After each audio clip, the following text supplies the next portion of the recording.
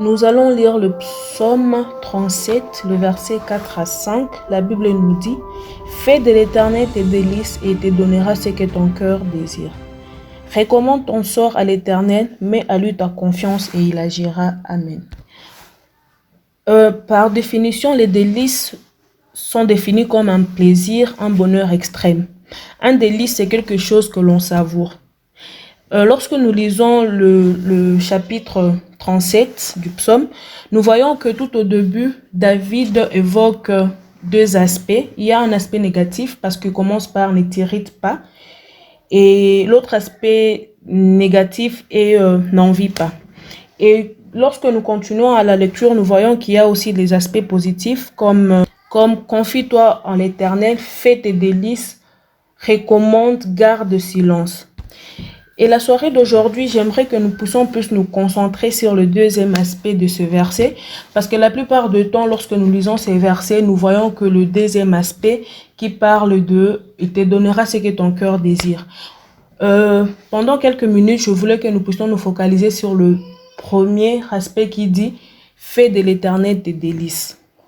Parce que ce verset nous montre que si nous prenons plaisir à établir et à entretenir une relation avec Dieu, si nous en tirons un bonheur extrême, si nous savourons sa présence à nos côtés, alors il nous donnera ce que notre cœur désire.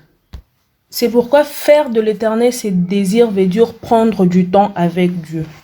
Lorsque je parle de prendre du temps avec Dieu, je ne parle pas de comment nous faisons les choses. Par exemple, tu prends ta Bible, tu prends ta Bible et tu lis quelques chapitres, ou tu passes un petit moment dans la prière. Là, ce n'est pas de ça que je parle, mais je parle d'avoir un moment unique, un moment qui nourrit notre cœur, notre esprit, un moment d'intimité avec Dieu.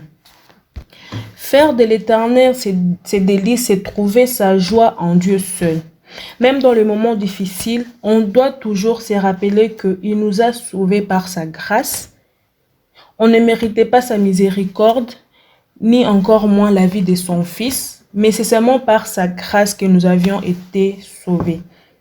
C'est aussi comprendre qu'il est le seul à mettre la paix et la joie dans nos cœurs. Faire de l'Éternel ses délices, c'est faire de Dieu notre bien le plus précieux. C'est-à-dire que lorsque nous faisons de Dieu notre délice, même les désirs de nos cœurs doivent changer. On ne doit plus désirer cette relation terre à terre avec Dieu, cette relation qui est donc cette relation occasionnelle que nous entretenons avec Dieu.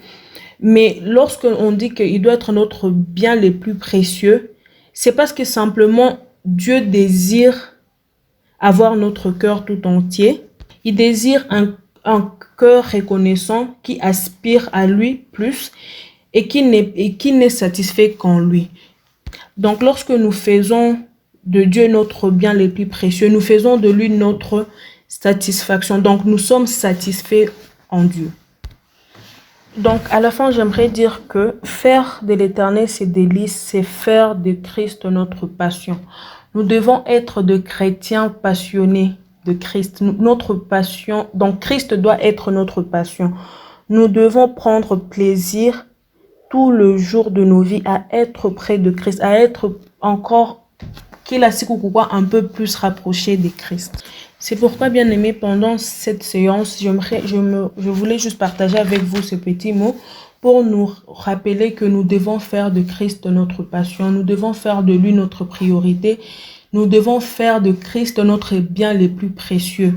Que Dieu vous bénisse. Amen.